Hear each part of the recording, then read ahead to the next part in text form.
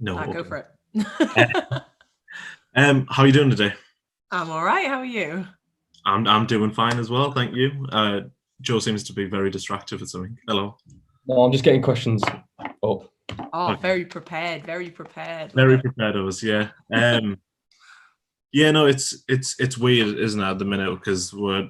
supposed to be in lockdown again, but then it doesn't feel like how it did back in April or so, does it? Well, it's just like feels like no one is actually locking down. No, you just have to go on Northumberland Street to see that. Yeah.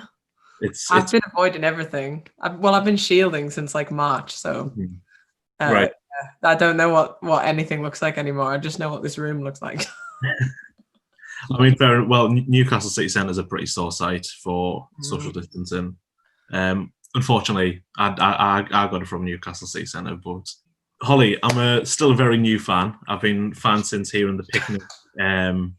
Oh, well, thanks for being a fan. That's really nice. No, but I'm still quite a new fan though. So I'm just curious. So when did you actually get your start in sort of making music? Probably around like 2016, I think.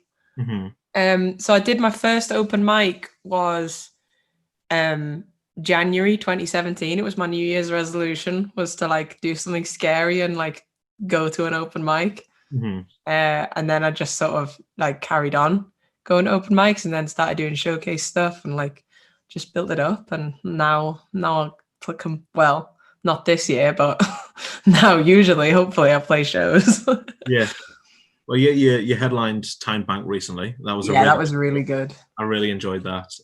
It was so good. Like so much kudos to Time Bank and to Alan and everybody for putting those on. Like it was really it's probably out of everywhere I've been since everything reopened. It's the most social distance place I've been was Time Bank. Really?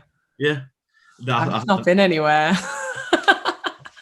That I was like, no, we're gonna stop shielding just so we can play a show so I can stay sane. Yeah. What sort of got you interested in starting to make music and just in like I don't know, just making music? What got me interested in making music? I don't know. Because I was just really like writing these songs in my bedroom for myself. Yeah, and then I was like doing the open mics as a kind of I wanted to do something scary, just something that like terrified me. And like I was not someone that would like being on stage at that time. Now it's something that I love, but like the person that I was a couple of years ago, just absolutely no thanks. I don't know. It just sort of became something that I was like, oh, I love this. You've got to do what you love, don't you? Yeah. Well, is there any sort of like musicians to like start off with like big influences on you? Oh well, I love everything. I love so many different. I mean, obviously, I've got to say Courtney Barnett because I just absolutely rip her off. Like that's just, like, yeah, loads. A lot of like female musicians, like sort of Phoebe Bridgers, Lucy Dacus, like. Her new album's really good. Punisher. Absolutely class. There's a song on there, Chinese Satellite, which is like she's talking about a song she wishes she wrote, and I'm like, this whole album I wish I wrote.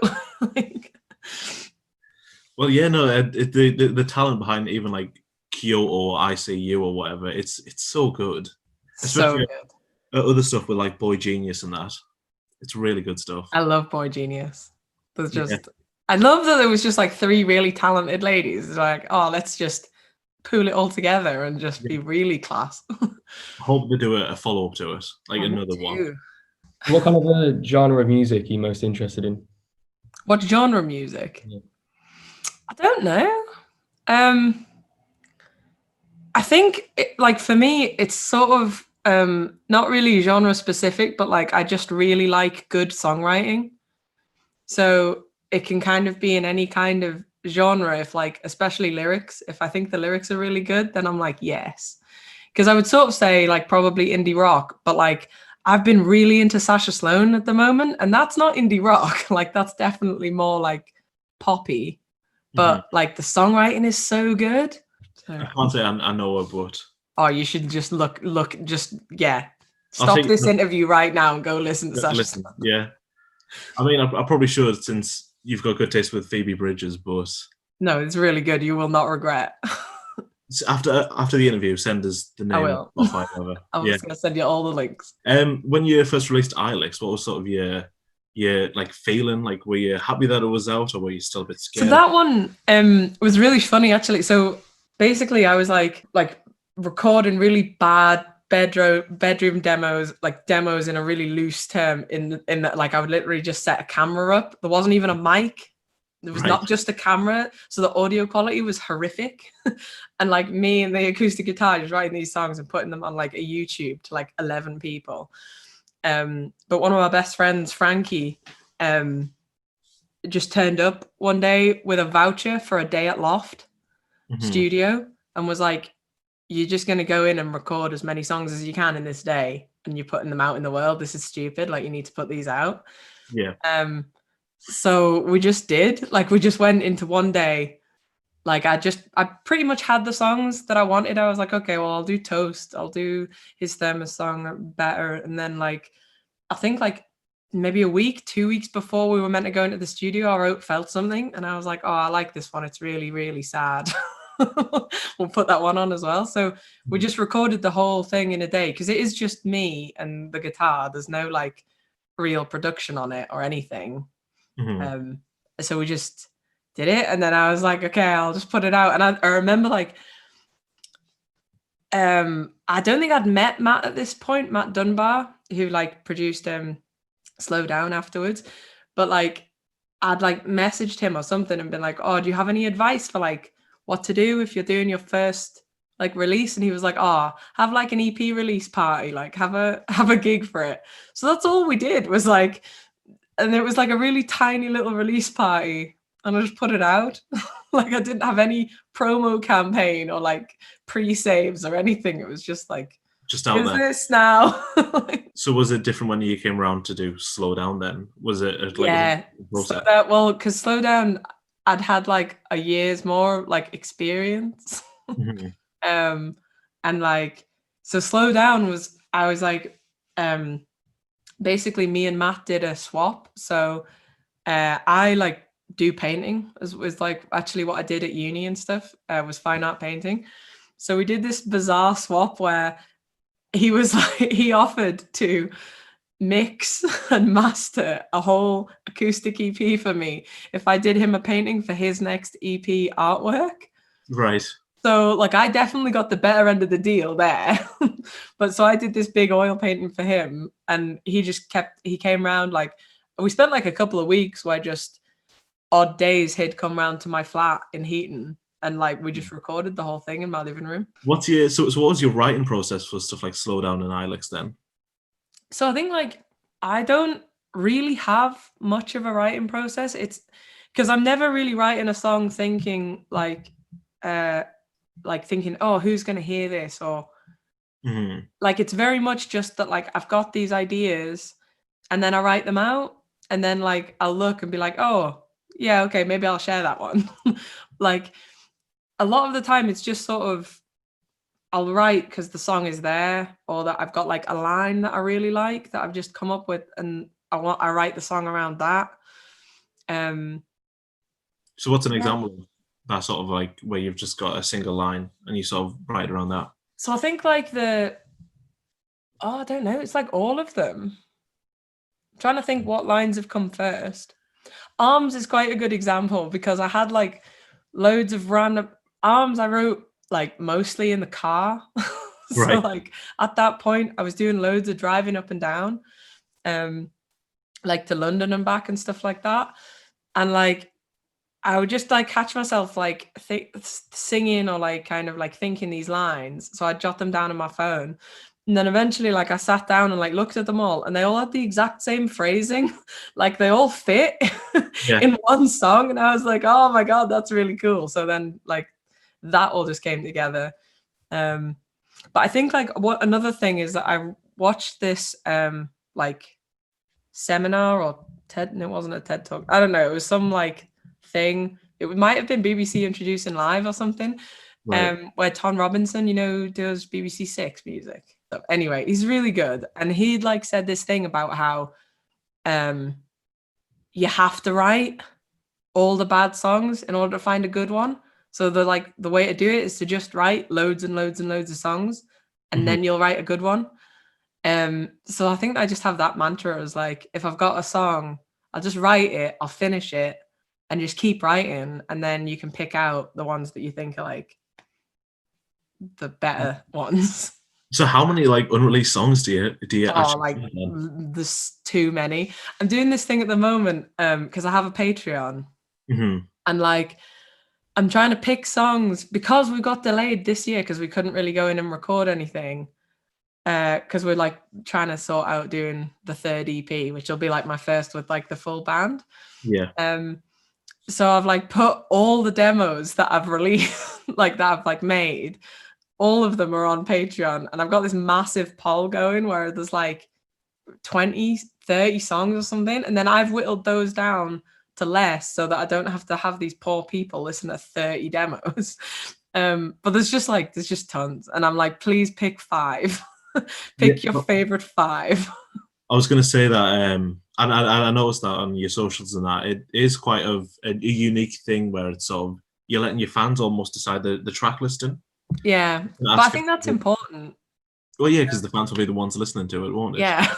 Yeah. And also because I've realized that I'm really biased and I just think like literally whatever the most recent thing I've written, I'm like, that's the best thing I've ever written. And then 2 weeks later, I'll be like, oh no, that was terrible. But it's just because it's fresh. I'm like, oh, cool. Yeah, like you need some time to just sit back and go, definitely. Right, yeah. And it's quite like as well, sometimes I'll write something that I think is good, but then if we've not played it in rehearsals or we've not like touched it since, I'll just have forgotten about it. So it's been quite interesting doing these Patreon, like hearing the feedback, because some of them have been ones that like were demos early last year that I haven't really gone back to, but that like patrons have said like, oh no, that's like one of my favorites, that should be on it. And I'm like, oh, cool. I guess maybe. Yeah. It's like, yeah, it's really interesting. Well, have you ever played any of those like unreleased songs live? Definitely. Yeah. Probably not with the band. The big band shows, usually we sort of try and stick to ones that like people know, and then we sprinkle in like a few unreleased ones, just so that people aren't like sat like, I can't engage with this at all, I don't know any of these songs. But there's like, especially when I was doing the like acoustic tour last year across Canada, like that was such a great opportunity to like, because most of the audiences were brand new and didn't know me anyway, it was a really good like sounding board to try out like songs no one had really heard and see what the feedback was. Yeah. So how did that Canadian tour come around? Because a tour in Canada is a pretty big thing. I just wanted to.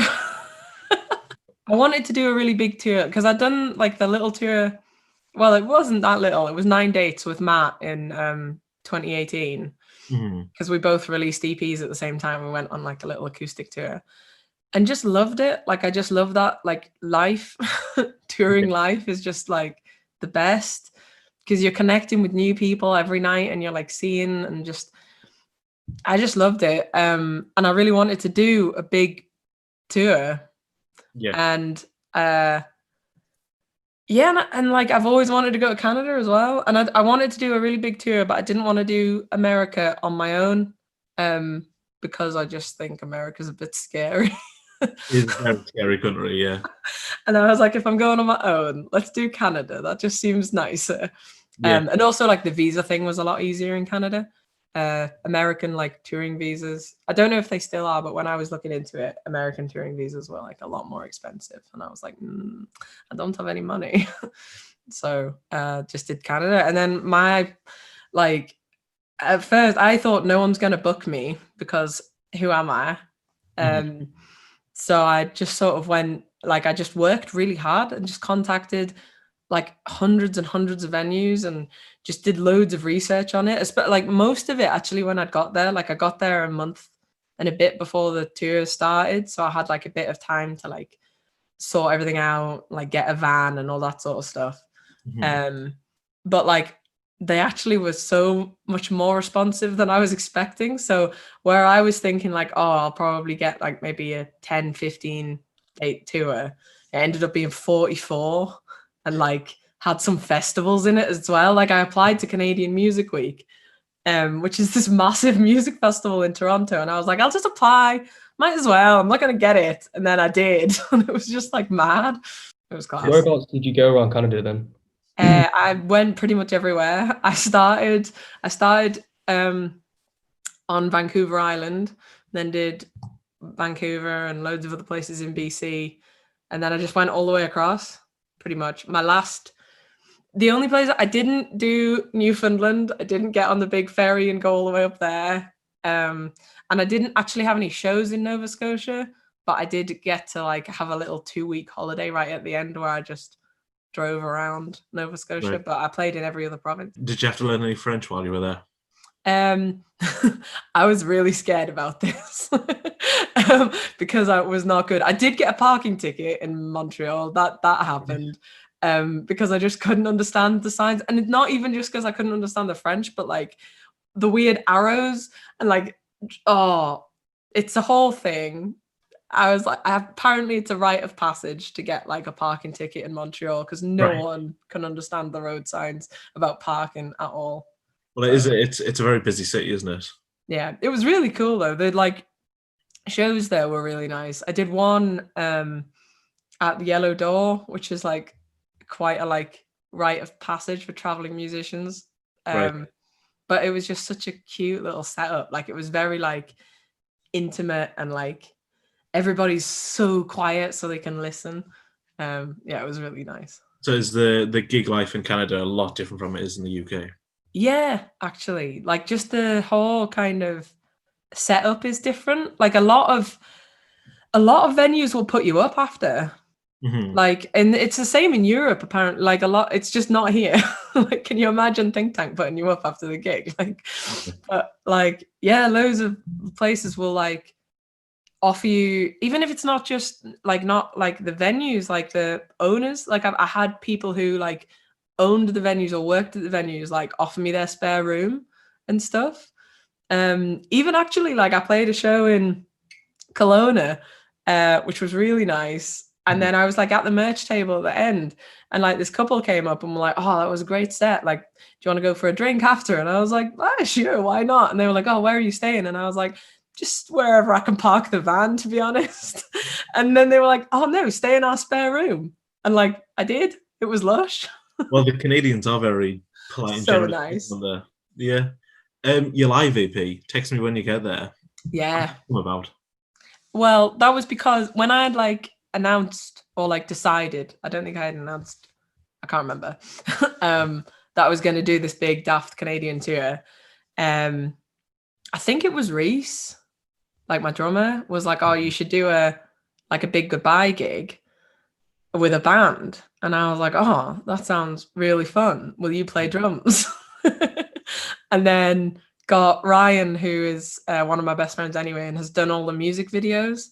Like he did, we started with the Magpie music video, and he's done every music video I've ever done ever since. And we got Olivia. I pinched Olivia from Picnic. Olivia Ward. Yeah. And like we just started rehearsing for this like big goodbye show. And I was like, this is actually amazing. Why am I leaving? We need to carry on doing this. But yeah, so then we've just basically picked up where we left off when I got back. Mm-hmm. And then pandemic. Yeah, and then pandemic. So we had like a few nice shows when I got back. Like we had can I swear on this? Yeah, you're fine to swear. Did shit Christmas parties, which was mint. And yeah, and then we were supposed to start tour because we had like a little tour, which was going to be my first full band like tour ever, and we got one show into it, and then lockdown happened. So, well, there's apparently there's going to be a vaccine soon, so yeah, fingers crossed. Hopefully, it'll be all back soon.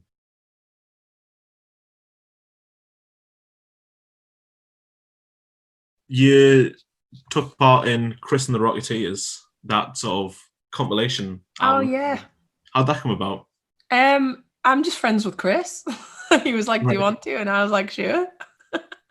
I mean, a fairly wholesome but short story. Yeah. Chris is I've actually never met him, but like I'm in like this sort of group chat with a load of different blogs and musicians. I think Dale, Peanut Mixtape Dale, set it up. All right. Ages ago. But anyway, that's how I met Chris. Yeah, and he's lovely. So he asked if I wanted to do it. And I was like, sure. And also it was a sort of chance to like try like just release one of the like demos that I was talking about, like, but the one that I didn't want to put out as like a proper release. I was like, oh, this will work. It's nice. It'll get to see the light of day. But same with like the crossover covers and the picnic one. How was it doing covers of other people's songs? It was actually really fun. I really liked the Swine Tax one because that was we got to pick that song. And they were like, oh, what local band and song would you like to cover? And I was like, this. Because I just think that's one of the best songs that's ever been written. I just think it's mint. And it was quite fun to sort of I think show like a bit of our like rockier side by pretending to be Swine Tax. And the same with the Green Day one. So it was like you have to do, that was Tipping Point, where it was like pick a song in the style of and that band. So we were like, let's be Green Day because there's three of us. You've said you've done collaborations with stuff like Matt Dunbar and that. What's your dream collaboration? Oh,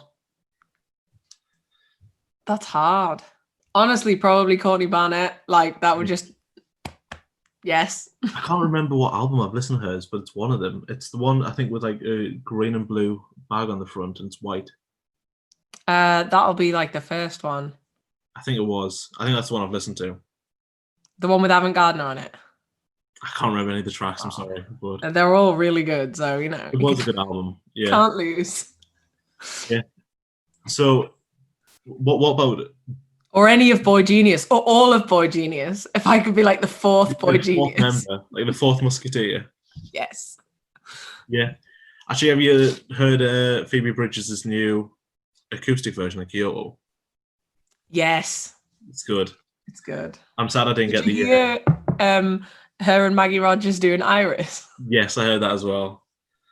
I like how it was the meme cover for it. Spot on. Yeah, I feel like Joe has no idea what we're talking about. No, I'm so out of this. Well, just write a list of songs you need to go listen to. Maggie Rogers, the one that there's a video of Pharrell Williams with her. Or am I completely imagining? I don't know. But Maggie Rogers, one of her Spotify sessions, she covered Taylor Swift, and it's like one of the best covers of a song ever. What song did she cover? It's the one where they're singing about a boy in a pickup truck. Doesn't help. Taylor Swift song. Anyway, it's really good. I don't know. Just for Taylor Swift, it was like 1989 for me. But that was an album. But to be fair, the Lover album I also really liked. Lover is just such a good song. Which one was that? That's the one where it's like, it's called Lover and it's on the Lover album, and then it was just mint. I'm not gonna sing it because I'll just embarrass myself. That's fine. I don't think I remember that. I listened to Folklore though recently. Folklore was good as well. What about your favorite album of 2020 then? Oh, because we try and tell ourselves we're an album review show, but we're so far away from that now. Yeah, well, we got two questions relating to albums, but the first one's what's your favorite in 2020? It's hard. Also, because I can't remember when this year started.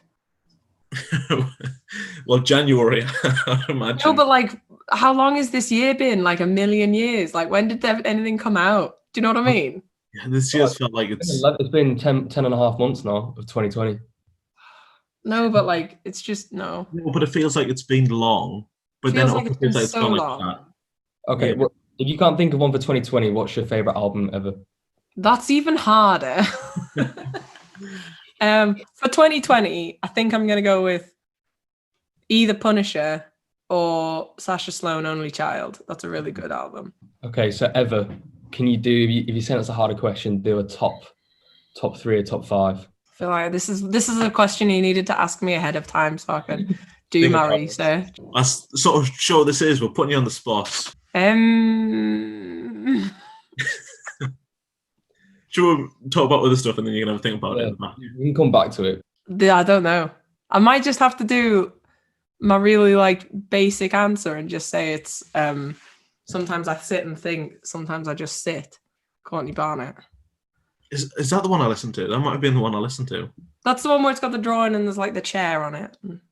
Yeah, that was it. That It's a good album. I love playlists, so I don't often like sit and listen to just an album.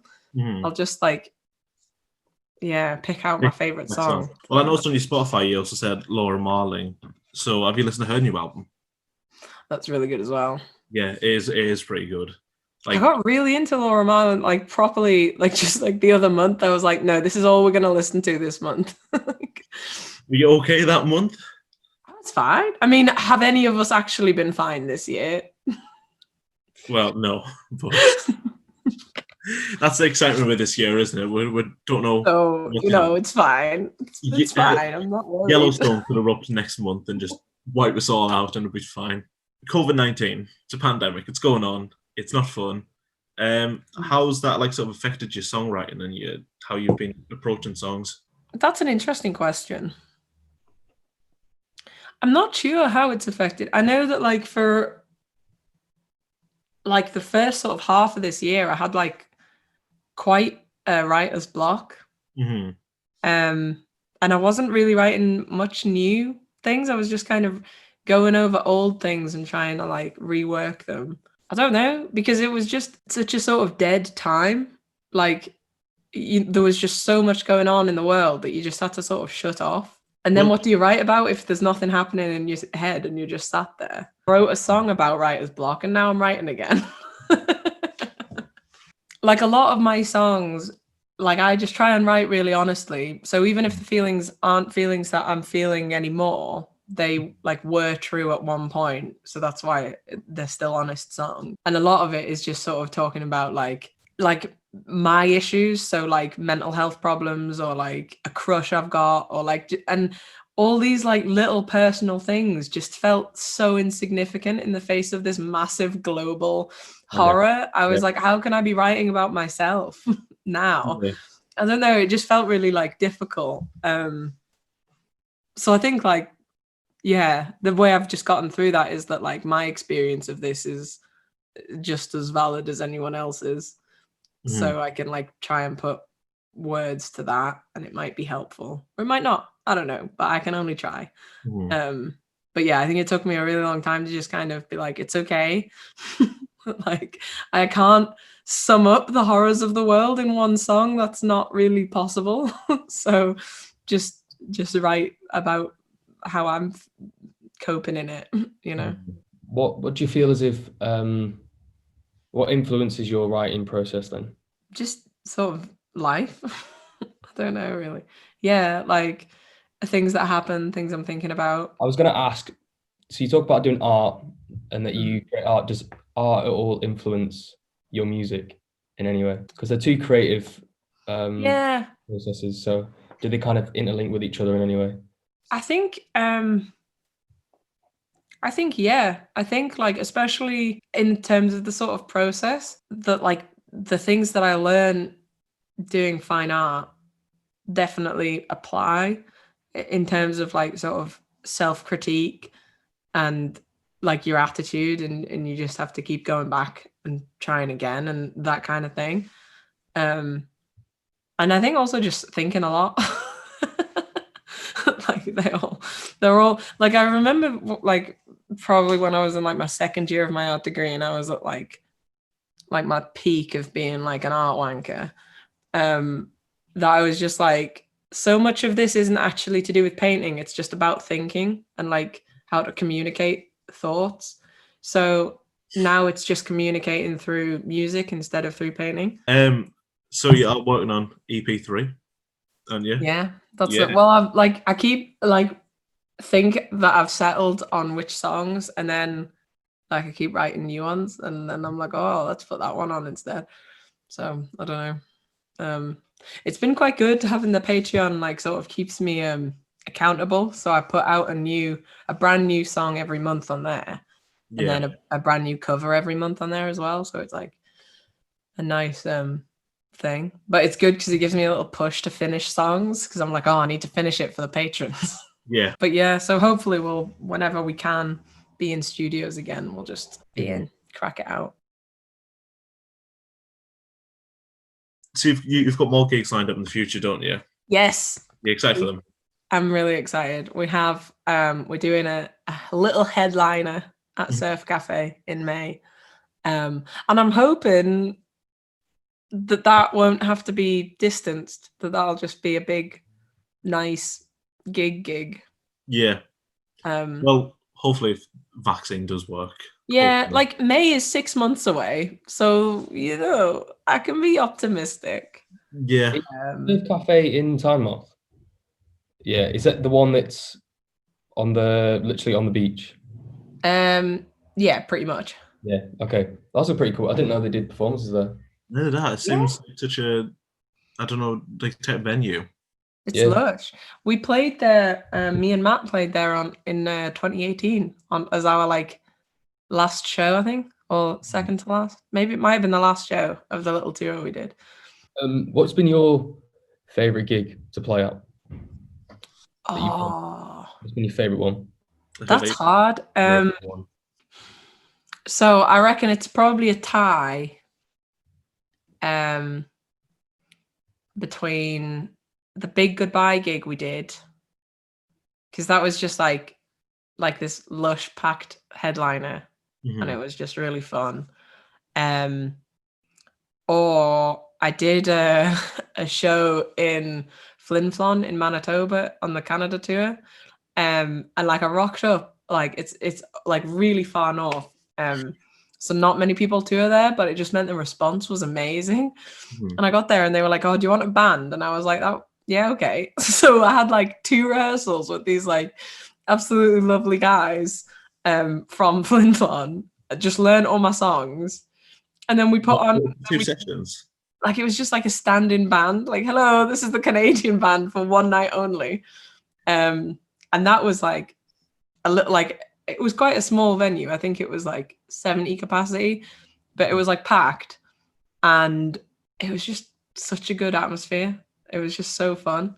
And I sold the most merch I've ever sold in one night was that. And I always like, wow, all the people in Flin Flon just wearing Holly Rees t-shirts more than anywhere else in the world. Yeah, well, I've got mine on today, but yes. This t-shirt's been through some battles already. I went to see Picnic when they played in Sunderland. Social distance. Got blue paint on it. Managed to wash it out, luckily. I know. I think the next t-shirts we do are gonna not be white. I've had several requests, mostly from Ryan, actually, being like, "Stop making white t-shirts." They're good quality though. What's it, Gildan? Yeah. Yeah, I think I've had a few shirts from them before in the past. They're really good. Like, I like the thickness. They're cozy. Sounds like you're spilling food on yourself quite a lot there. Well, one drink and then I don't know what is this t-shirt's just got magnetism towards like. It's true. It's just because it's white. Yeah, it will just be because it's white. But I had to be white because Bert's a black cat. Yeah. Look at him. Look at that cat. Wow, a legend. Is that your actual cat? It's not my cat. Just a random cat that comes, isn't it? So Ryan, like best friend / nonsense prince / my bassist, is friends with that cat. It's not even Ryan's cat. All right, yeah. But like Bert will just come round and just climb in the window and hang out. And I just like think he's really funny. Must be the music. He's just yeah. He's so. I just think he's great. And I was like put on Twitter, be like, if I put Bert on a t-shirt, would anyone buy it? And then everyone was like, yes. And I was like, okay, let's just do it. Is the actual name Bert, or is that just a? No, that's just like the name that like Ryan's given him. We get like a little mini cat. I think we found out what his real name is, and it's like Marvin or something. Right, well, that could be his middle name. They're two exactly, names. But I can't remember. I think maybe I just blocked it out. I was like, no, he's called Bert. If you could support anyone, who would you support? I feel like loads of my answers are all the exact same. It's just be Courtney Barnett again. Yeah, probably. Or like Like it'd be cool to support Swine Tax. I think they're class. Don't know. Maybe the Lake Poets. If I was doing just a solo acoustic set, I love the Lake Poets. Yeah, well, it's a shame with the November lockdown as well that there's none going on at the minute. I know. I was going to ask, do you do all your songs, and are all your songs live that you record, or do you do the guitar and then the vocals, and then on a couple of them, you've got one live version on the Ilex one? Is that how you say it? Yeah. Yeah, you got one, but are the rest of them recorded all at once? So that's a cool question. So yeah, so the live one is just one mic, one take sort of thing. But the others, so Ilex is like a bad example because it's like that, but we didn't do it to a click track or anything because I did not know what I was doing. So it is like guitar and then vocals separately. And then when we did Slow Down, Matt actually knows what he's doing. So we had it to a click track and did, everything separately and then mixed it all together. Okay. So do you only play guitar, or is there any other instruments you play? I can like really badly play most things, but like badly. Right. I like played bass for a little bit, badly. Because I play bass like a guitarist, not like a bassist, so it doesn't really count. I played drums once at school for like this school concert thing, and we did Animal by Nickelback. So that's the one thing that I can play on the drums. And actually the cornet, like the first instrument I ever learned to play was the cornet, like sort of squash trumpet. So I can play that like grade 6, but probably not anymore. I haven't played it in a few years. Well, is there any instruments you want to experiment with in sort of your sound when you develop? I really wish I could play the piano properly. But the thing is with me, I just get really impatient. So I'll start, because I can read music. So I'll start and then like my hands aren't doing what I'm like reading. And then I'll just go and play it on guitar because I can do that. It's just like I need to like ban myself from just like stopping and going playing on the guitar so I can actually like force myself to learn to play piano. But so do you think about like so when you've been working on this EP, do you think about how the bass and the drums will sound when you're writing your songs? Yeah, so I've done like a few demos where I've like midied in the bass parts and stuff. Not really as much with the drums just because like midiing in like and programming drums is like really annoying, so like, I haven't really done that. And like also just because I think like I quite like seeing what the guys come up with, and like not just being like here's your part, it's like here's the song, what do you guys think? I just think that's like better because obviously like Rees is gonna know how to write a drum part better than I am because he is actually a drummer. Sometimes I'm really annoying and I'll just be like, so I'm thinking something like boom catchy boom like, and he's like, okay.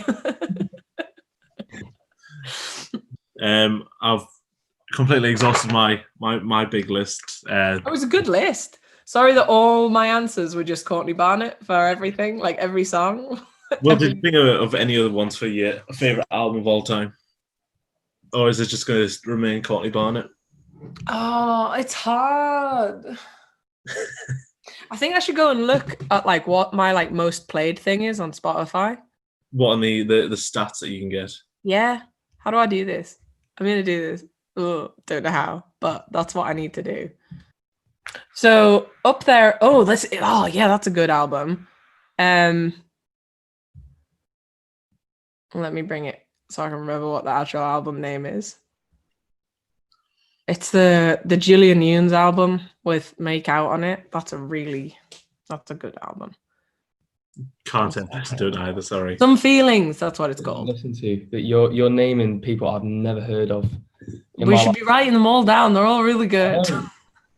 If you send Jake the links, you'll have to pass them on to me because I know who Maggie Rogers is. Maggie, don't. Maggie, yeah. There's a video, and it's when she gets discovered with Pharrell Williams, and it's like I've watched it a couple of times because it's good inspiration. So yeah, I didn't know who she is, but the rest of them, I know Taylor Swift is. Great. Yeah. It'd be kind of worrying if you didn't know who Taylor Swift was. Like, where have you been in the past 10 years? Oh, Mooner as well. Their first album and their second album, actually. Again, now you're getting like too indie for me. No. Oh, these are all excellent songs. I just have amazing taste. Actually, I saw one of your playlists, Casey Musgraves. Yes. Yeah. That's also Golden Hour is a really good album. Yeah. Okay, I'm gonna put one last of my like top albums of all time. Okay. Is Jen Cloher's self-titled Jen Cloher. Again, I'm sorry. Just listen to it. It's absolutely brilliant. There's a song called Sensory Memory, which is probably maybe one of the best songs ever written. It's just brilliant. But the whole album is great. You're going to have to send us these Spotify links. All right. I'm going to just listen to all of these. The thing is, I probably will because I love listening. I reckon you will. You have great taste. You listen to me. So. Well, yeah, but my sort of like sad girl stuff is sort of like myths. I just love sad girl music. Yeah. Lana Del Rey as well, but she's a bit controversial at the minute, isn't she? Yeah. No, Jen Cloher is better. Jen Cloher. All right. Why is Lana Del Rey controversial at the moment? Are we all right to end? I think so. It's been great having you. Oh, last thing. Everybody go buy tickets for my show at Surf Cafe. Thank you very much. Yeah, you forgot to say you can plug in. I was like, I don't have anything to plug. And then I was like, I have one single thing to plug, and it's that. It's that show. I still need to buy tickets for that. There you go. See, my plug-in worked. Yeah. Sure. Yeah. Well, you've also got EP3 coming out soon, so I'm very excited for that. I'm hoping we can sort of tie it all together, and that'll be a sort of like maybe a single release party as well. But we'll see. Have you ever considered doing an album? I have, but I think for where I am right now, career-wise, an EP is the right move. Yeah. Yeah, fair enough. One day an album will happen, but also albums are expensive and I don't have any money. And EPs are less expensive just because it's less. Yeah, fair enough. Yeah. No, but I'm excited for EP3. I'm looking forward to it. Me too. Yeah. Whenever that happens. Thank you for coming on. You've been an absolute pleasure to talk Thanks to. for having me.